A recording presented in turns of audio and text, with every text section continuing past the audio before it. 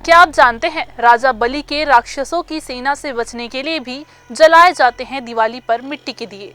पूरे भारत में दिवाली बहुत ही धूमधाम से मनाई जाती है। ये एक रोशनी का पर्व है जिसमें हर घर में दिए जलाए जाते हैं। लेकिन क्या आपने कभी ये सोचा है कि दिवाली की रात मिट्टी के दिए जलाने का कारण क्या है?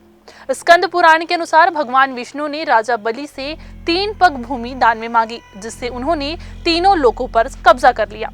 दिवाली के दिन मिट्टी के दियों का जलाना राजा बलि के स्वागत और दुष्ट राक्षसों से रक्षा के लिए है। जी हां, आपको बता दें कि भविष्य पुराण के अनुसार दिवाली की रात्रि और अगले दिन को बलि प्रतिपदा कहा जाता है, जब राजा बलि पृथ्वी पर निवास करते हैं।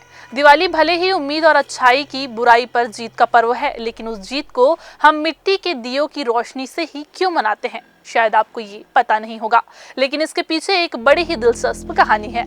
नमस्कार, मैं हूं आयुषी और आप देखना शुरू कर चुके हैं CGNN लाइव। तो वो कहानी क्या है, चलिए आपको बताते हैं। स्कंद पुराण के वैष्णव खंड की कथा के अनुसार जब दैत्यराज बलि ने तीनों लोकों पर कब्जा कर लिया था, तो सभी देवताओं ने भगवान विष्णु से प्रार्थना की कि वे राजा बलि को हराकर उससे तीनों लोकों का राज छीन ले। जब राजा बलि यज्ञ कर रहे थे, तब भगवान विष्णु वामन रूप में वहां आए और विष्णु जी ने राजा बलि से 3 पग भूमि दान में मांगी। एक वामन 3 पग में कितनी भूमि लेगा ही ये सोचकर दानवीर राजा बलि ने भगवान विष्णु को 3 पग भूमि दान में दे दी।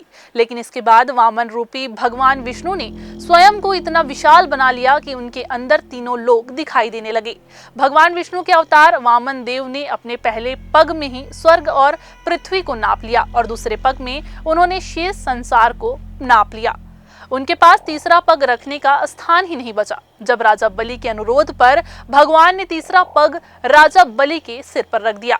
लेकिन राजा बलि की इस दानशीलता से वामन महाराज बहुत ही ज्यादा प्रसन्न हो गए और उसे वर मांगने को कहा।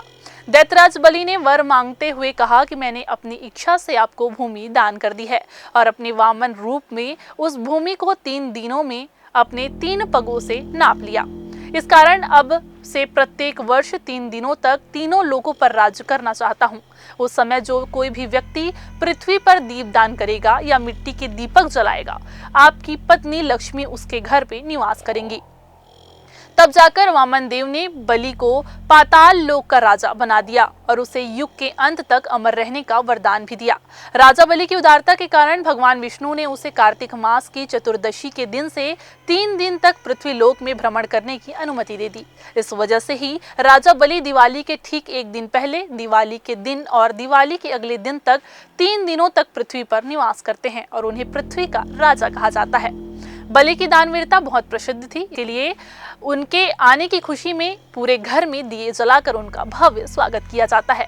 लेकिन भविष्य पुराण के अनुसार राजा बलि कई अन्य दैत्यों और राक्षसों के साथ आते हैं जो दुष्ट प्रकृति के होते हैं, इसलिए उन्हें किसी भी तरह की अराजकता करने से रोकने के लिए रोशनी जलाई जाती है। ये राक्षस दियों की रोशनी से डरते हैं और जिस घर में भी दिया जलता है उसमें प्रवेश नहीं कर पाते। इससे उस रात लोगों की राजा बलि के राक्षसों से रक्षा होती है। भविष्य पुराण के अनुसार दिवाली की रात्रि और दीपावली के अगले दिन को बलि प्रतिपदा भी कहा जाता है।